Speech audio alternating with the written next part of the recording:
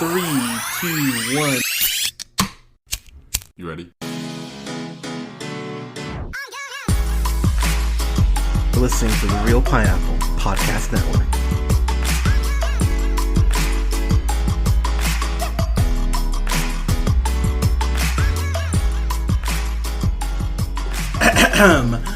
Good evening, everybody. Thank you so much for listening. This is the Real Pineapple. This is your humble host, Hunter. Triple H. Oh my God. I'm Triple H. I am the game. And I'm here with fellow podcaster, co-host of the KJ and OJ show, which you can go and check out on SoundCloud. I highly recommend you do. They're quite wonderful.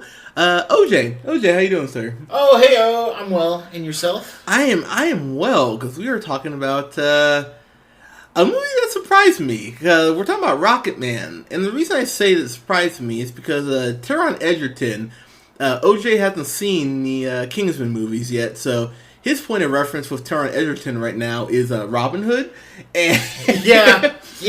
And so I'm real kind of laughing, thinking about that, going, "Oh, he hasn't even seen the Kingsman movies, so he doesn't even have a way to balance this with Robin Hood. It's like Robin Hood's playing Elton John. That sounds stupid." So I mean, look, now. We never properly reviewed Bohemian Rhapsody, but I'm just going to say right now, that was one of those movies I was arguing with people about, because people were going like, "Oh, Bohemian Rhapsody." So I remember people saying that it's the best music biopic ever. I'm like, you're out of your fucking mind. Why do you think that? And I get people love Queen. I know Bohemian Rhapsody is arguably one of the best songs that's ever been written. I get it. I know that people want great gay representation, but Rami Malek did not play Freddie Mercury, and the reason why, in my opinion, he didn't play Freddie Mercury is because he didn't sing his own goddamn songs. I know that some people are going to say that's nitpicky. Joaquin Phoenix played guitar, sang to be Johnny Cash. Jamie Foxx went ahead, played piano, sang to go ahead and be Ray Charles. Andre 3000 learned to play guitar left-handed to be Hendrix.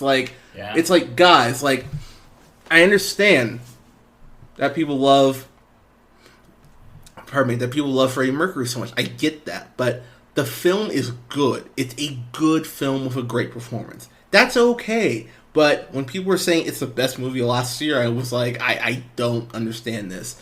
I can already tell you some people are going to love this more than others. The critical reception on this has been great. People are really digging this. And I think the reason for me that I dug this so much, and I'm going to steal Elton John's quote here, because he was asked directly why wasn't this PG-13, and he said, "I didn't lead a PG-13 life." Word. And honestly, if you go ahead and just do a little bit of research on Freddie Mercury, neither did he, but... And I get Queen is super protective. They are super protective over Freddie Mercury. That's why Sacha Baron Cohen dipped out, because he was going to be Freddie. Yeah, and actually, that would have been interesting to see, honestly, because Sacha Baron Cohen, he has no limits. He'll do pretty much anything. Because the contracts were signed, that was good to go. Yeah. Because he's the one who was like, "No, this is too much for me. I'm gone." Yeah. So he's the one who quit the production. So it wasn't like he was fired. Because, that's a misconception I've heard a couple times, that he was fired from. I was like, no, he quit. I did not know that. And okay. that was because Queen got their hands too far in. Okay. I was not aware of that. Yep. So what's crazy about this is that, and I mean this affectionately, this is one of the gayest movies I've ever seen. This is like the Birdcage on steroids. I was like, oh my God, it is. Birdcage is wonderful. No. I love The Birdcage. It's a very gay movie. But it's wonderful. But it is a wonderful movie. So is also The Road to El Dorado, which I remember watching as a kid and going like, "Oh, this is kind of gay." But you were the two main characters. I'm like, okay, they're clearly gay for each other. The movie just won't admit it because it's for kids. And I watched it maybe 5 years ago. I went, yeah, it's still really gay. And I was like, oh, all right. But the movie's just silly. This movie... Oh my God, they lean the gay aspect of it. And honestly, I like that. I like the fact that they don't play down how incredibly flamboyant Elton John is. I mean, he's in his, 60s? He's got to be older than that now. 70s, maybe? He might be in his 70s. Yeah, I'm going to check. I know he's like... He's at the... he's on his retirement tour right now. But he's 72. 72. He hides it well. I think it looks good still. But yeah, they really do not downplay at all how flamboyant he is. At the end of the movie, they show the pictures of Taron Egerton playing them, and then versus like the actual photos. It's crazy how close they actually are with the costumes. Whoever did the costume design, I think they're gonna win best costume design at the Oscars. I highly agree with that. I highly agree. I was sitting there kind of like amazed. I was like, oh my god, these are. And the young kid they got to play young Elton John, that freaked me out when they showed the actual picture of young Elton John. Yeah. I was like, okay, I'm like, this looks like some clone shit. Yeah, absolutely. Yeah, I can't find the kid's name, but a tip of the hat to you, sir, or a spotted tea, whatever they say over there. A spotted tea. Oh, ip. I don't know. Pip cheerio. Pip cheerio. But ignorant about culture. And so I've talked about this on the podcast multiple times. I have a huge thing for Bryce Dallas Howard. So when I saw her in this, I was like, oh, Bryce. I was like, I love you so much. She plays Sheila, the mom.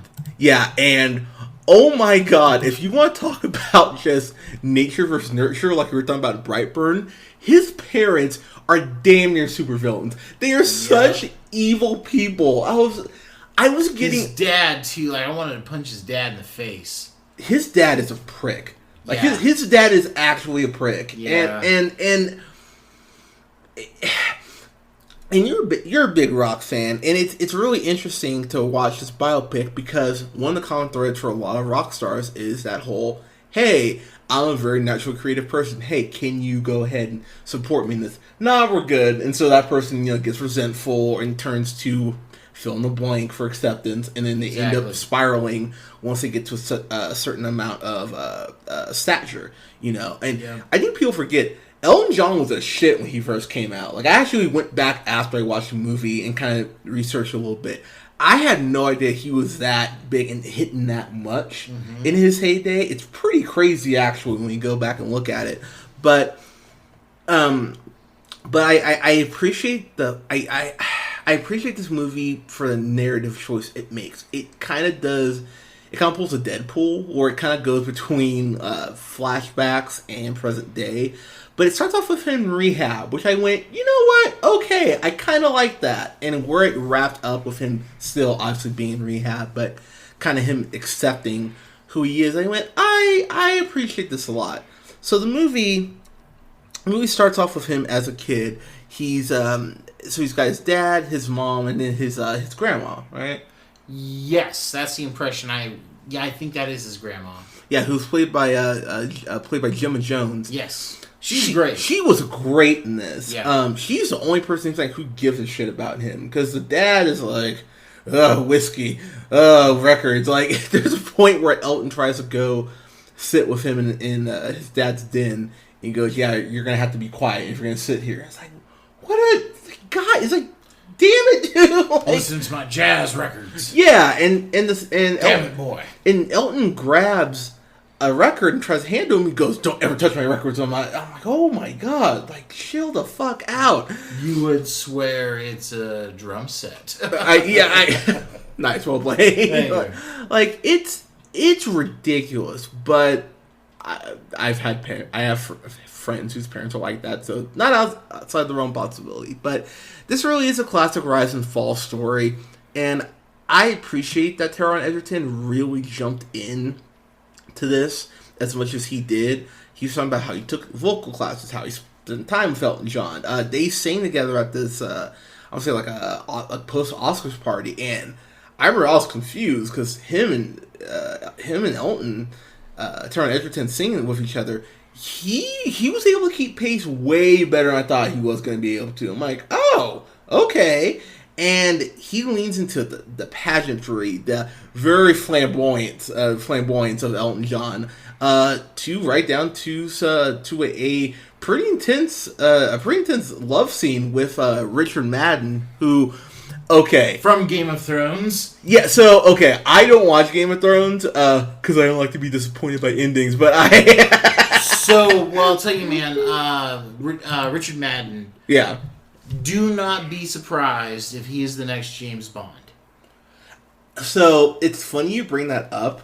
The name's been tossed around a little bit. When I saw him, like, first show up in the movie, and, like, he introduces himself to Elton, he is so fucking suave. I was like, holy shit. Like, even I was kind of like, ooh, hi there. Like, I was like, okay. Like, so, yeah, he may be the next James Bond. He's in that conversation.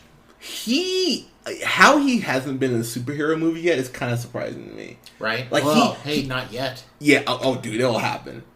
Give it 5 years, it'll happen. I mean, if he gets Bond, probably not, but... what if he's Professor X? Ooh. Make a good Reed Richards. I could still say David Tennant. And trust me, I will say right now, I love David Tennant. Like you're the one who threw out the idea of Tennant as Reed Richards, and I fully support that. Yes. But this guy would be a solid alternative. Yeah. But the movie works so well for me because of the relationship between. It's a three-way, a devil's three-way. But it's really the acting chops of Taron Egerton as Elton, Jamie Bell as Bernie. I want to say Taupin. That's how you say it. Bernie Taupin. Yeah, who's Elton's best friend. Their relationship. Yeah. Oh my god! I did not know I could love like a bromance with like. I was really actually kind of surprised, to be honest with you, with how much I liked that romance. And then, of course, Richard Madden comes in as John Reed, who ends up becoming Elton's manager for a time. And anytime one of them is on screen, the movie's great. Like, it's absolutely wonderful. There's a couple points where one of the three of them's not on screen, and that's one of the few times where I was like, can I get back to Elton, or get back to one of the, like, I need one of them on, you know what I mean? I gotcha. Kind of your thoughts on that? So, how do I put this?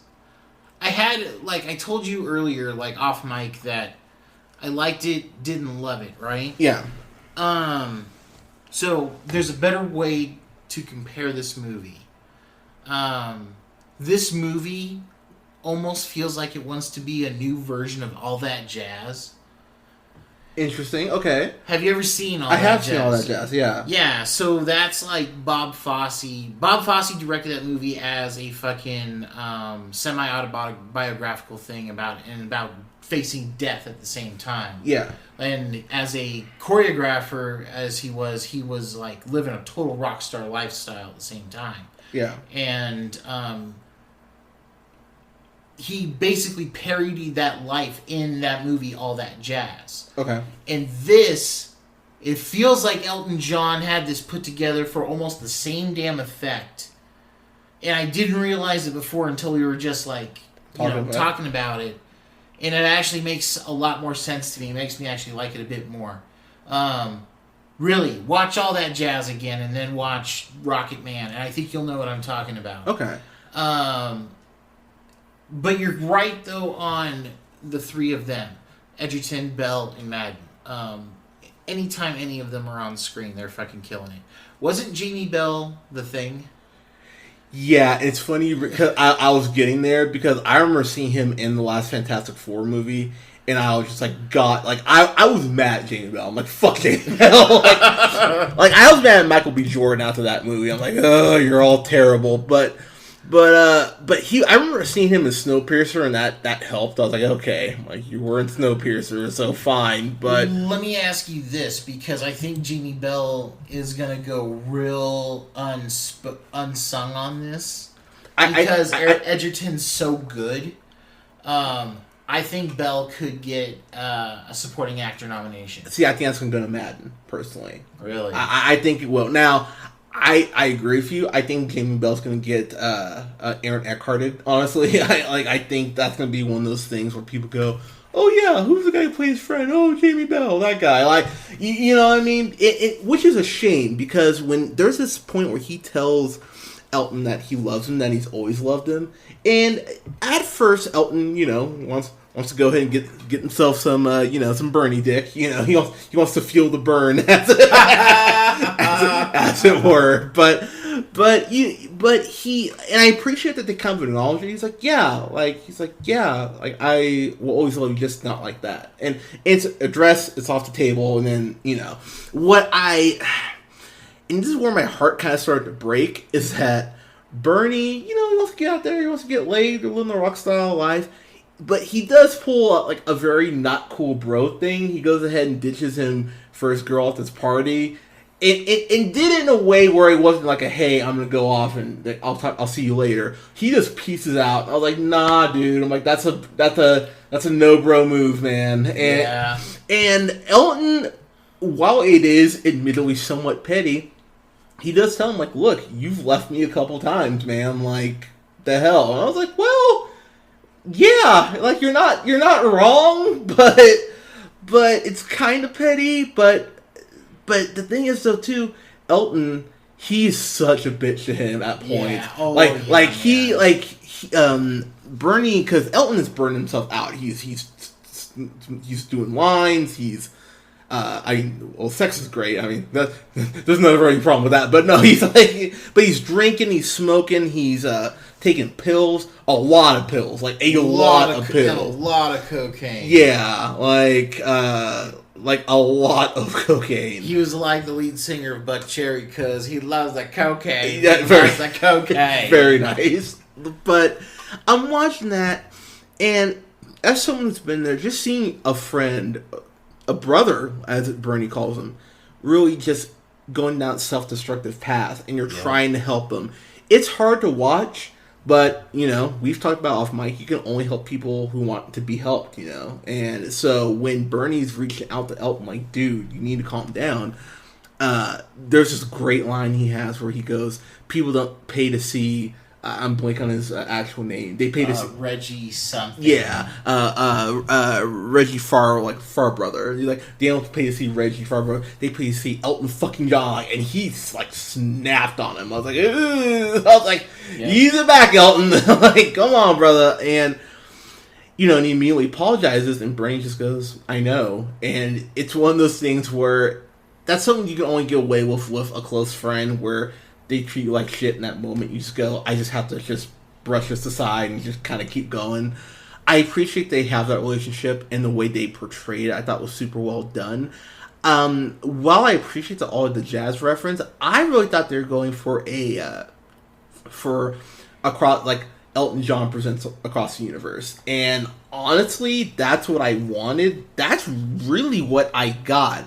The thing that kind of always, it's gonna sound terrible, but something that I was never super crazy about with Across the Universe, I didn't love the drama. Just didn't really hit for me. I was kind of like, it needs to be here because it can't just be a long music video. But but I would appreciate a long music video. But but I think that the drama was Submarine 2: The Revenge. Oh, there you go. Wow. Okay, you kind of fooled me. Sorry. But, no, you're good. But I get why some people, I like the drama more in this, and the big thing this movie accomplishes that a lot of music biopics, I think, fall short on.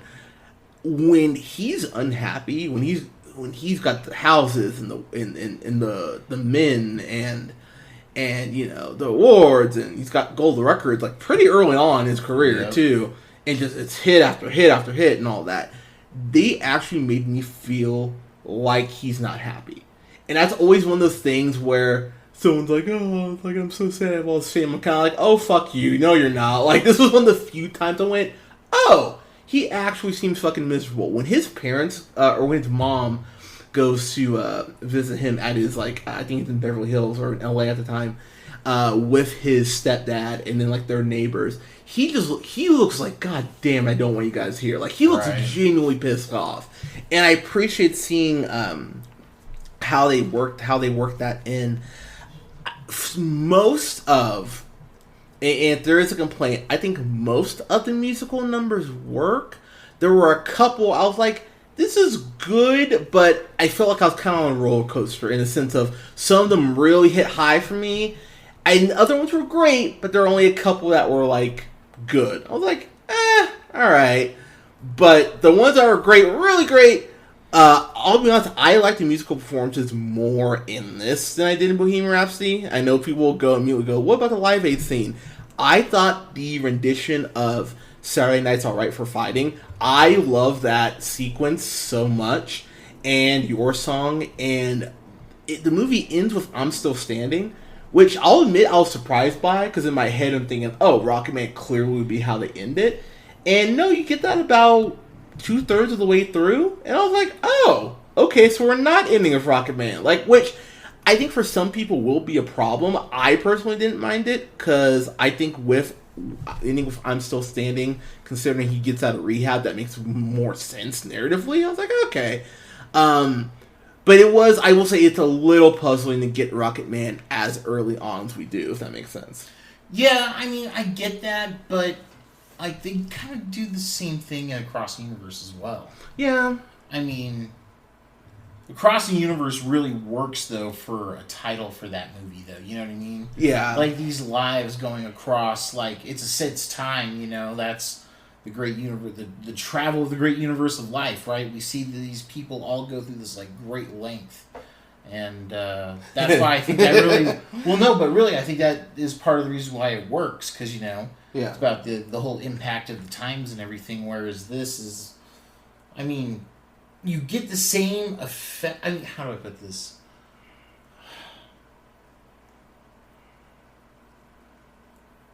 There's not a right way I can put this. I don't know. Like, it just doesn't come across the same way. That's all I can say. Sorry. I think for me, like, Rocketman is such a great title anyway, so I get why they named it Rocketman. Like, right. You wouldn't call it, like, Saturday Night's Alright for fighting Elton John. So, like, that just seems a little... Like, you know what I mean? That just seems kind of weird. So, like... He doesn't get into a fight once with his bullshit. Yeah. So, I get why they wouldn't do that.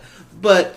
And also, the other thing I will say, too, is... the way this is shot like a musical, which is something that always drives me nuts when the musical is not done well. Like, the cameras actually... When he's playing Rocketman, the camera's, like, spinning around, and like you see the outfits change. I'm like, oh, fuck yeah, here we go. That all visually is stunning. Yeah, like visually, if I don't actually, I was gonna say if you took mushrooms going in this, I don't know if you could handle this on mushrooms. I think people might actually lose their shit because it gets very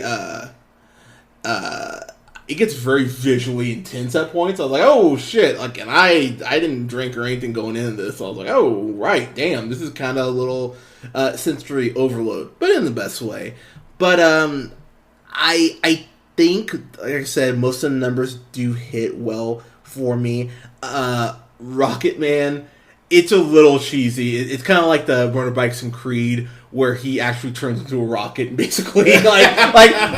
Like I get the pageantry, but even I was like, all right, let's rein it back a little bit with that.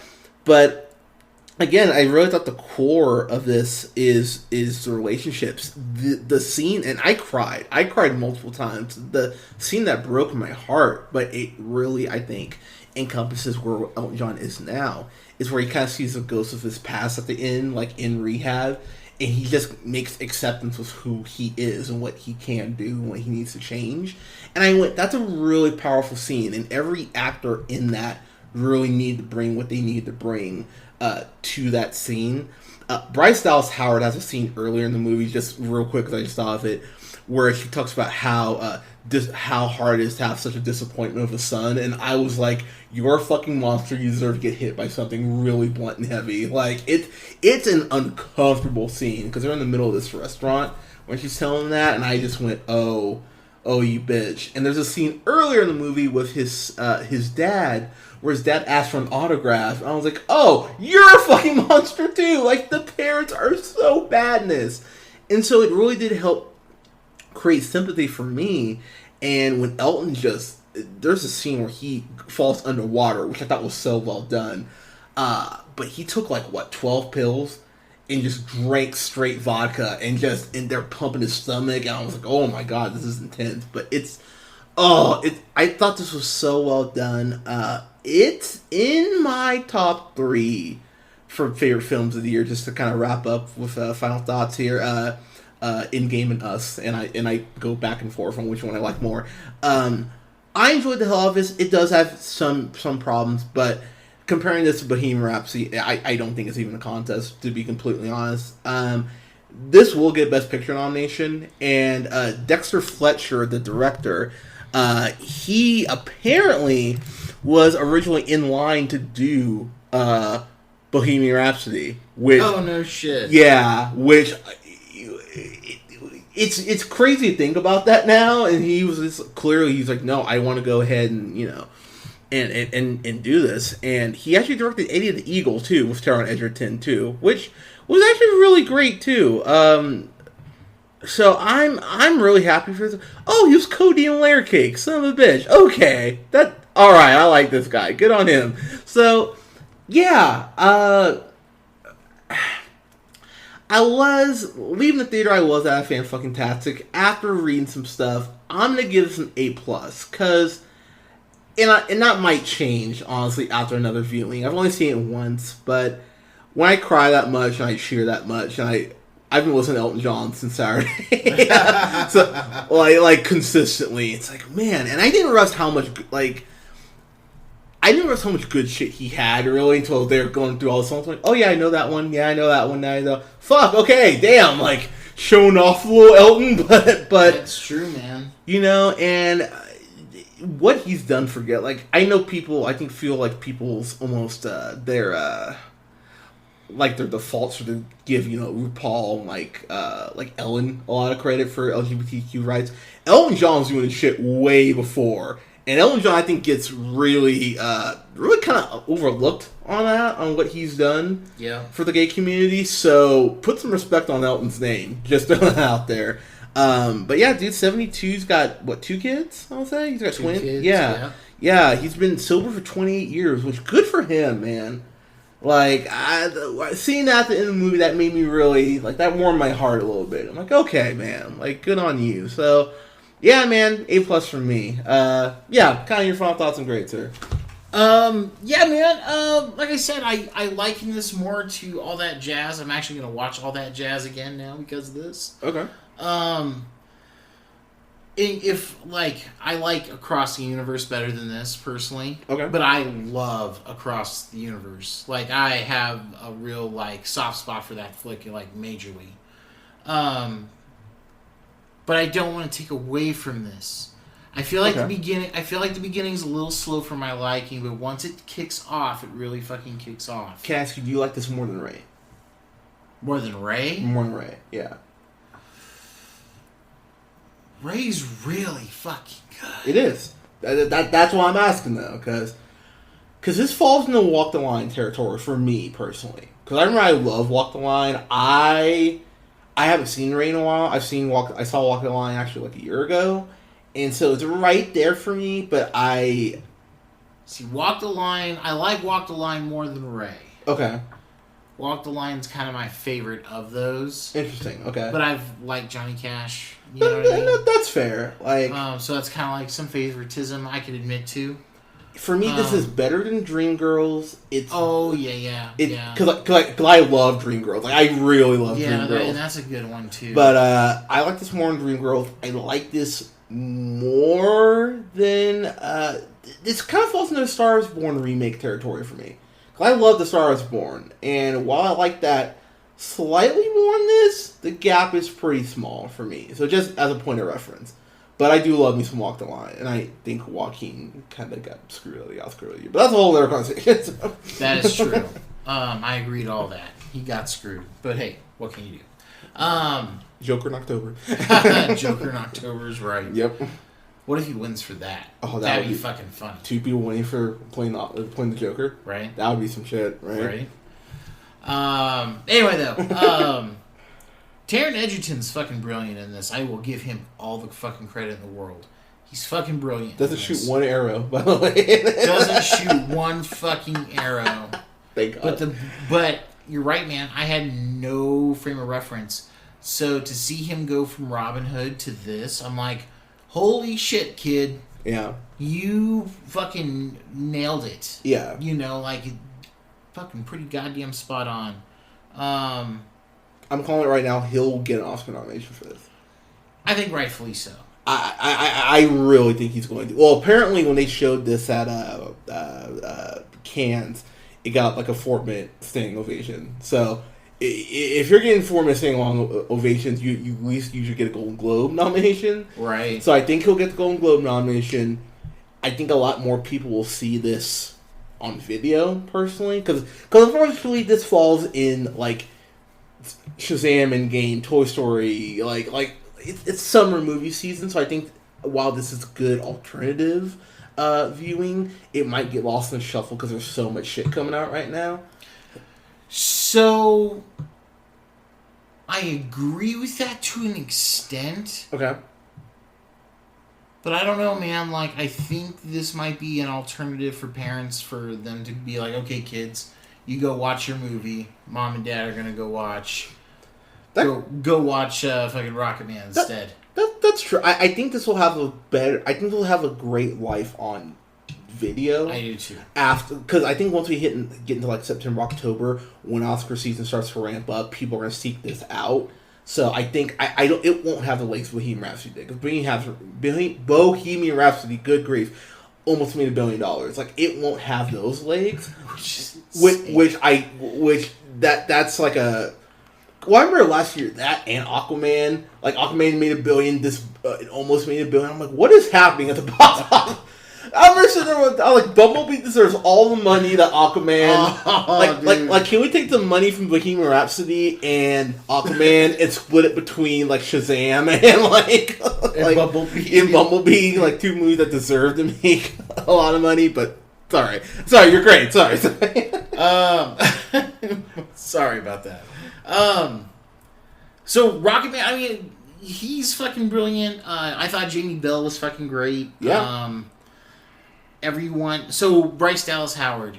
Oh, man. Okay, so when she says to him about choosing a life that'll leave him unloved. Yeah. That fucking shattered me. I'm sitting there, I'm just like, God damn you. Yeah. Like, I was just like that whole, like, ooh, like, I feel that, you know. And the thing is, since we are in Pride Month, the amount of people who've heard that is way higher than it has any right to be, or some variation of that. Right. And that's where it really, like, I actually would, Jesus Christ, out loud. Like, you could hear a pin drop after that line. You know, and the shitty thing is, too, man, that, like, you would...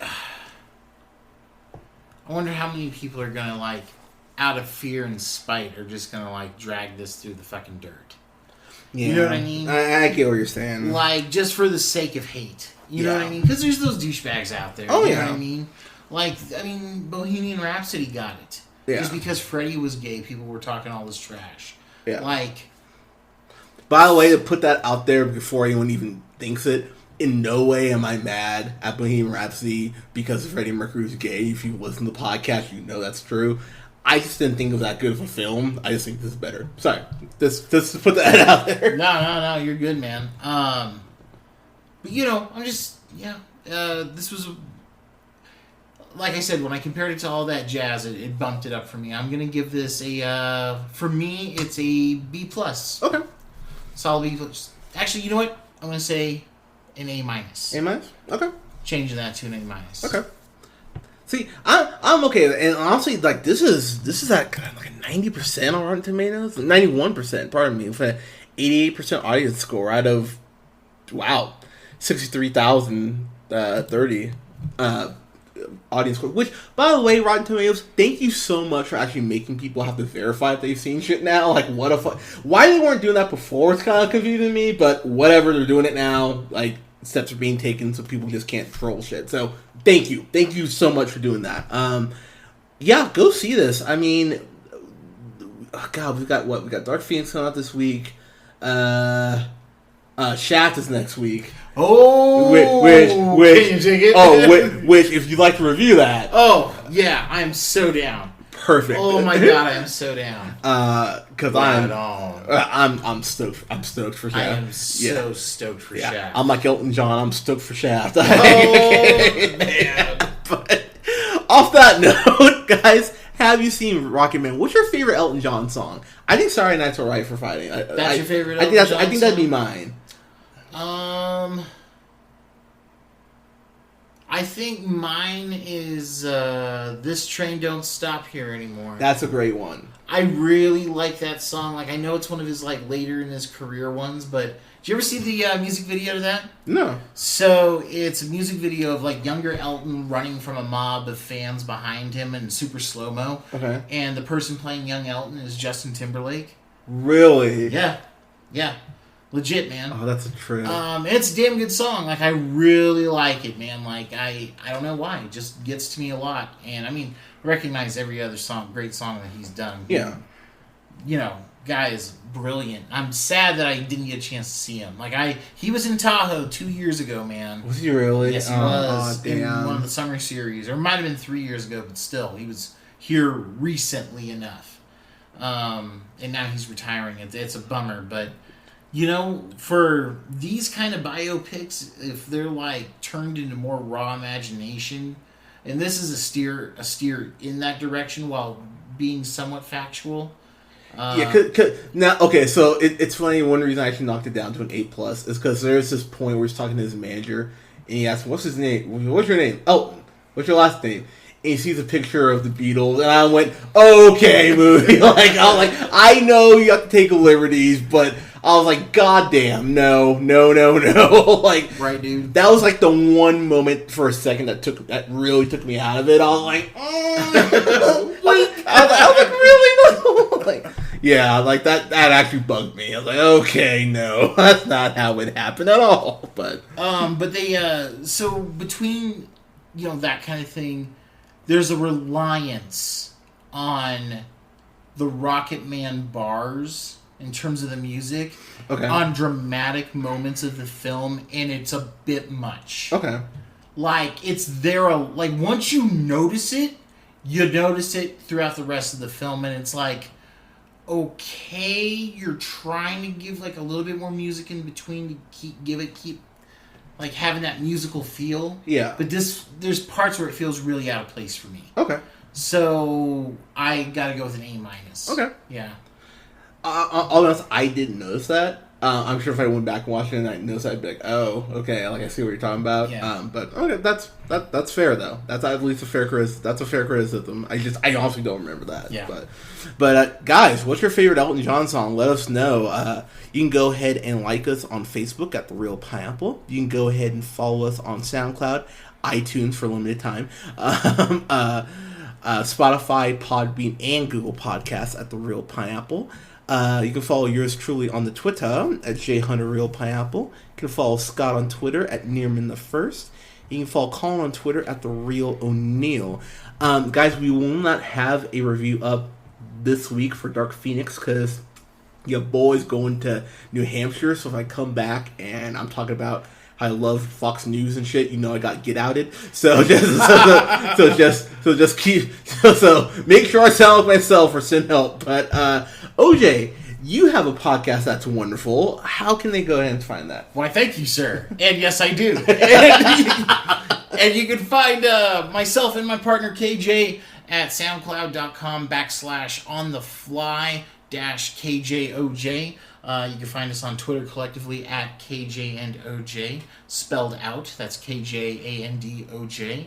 My personal Twitter is at the O to the J, and that's number 2, not TWO. So THEO number 2 THEJ. Sorry, I have to kind of like spell it out. No, you're good.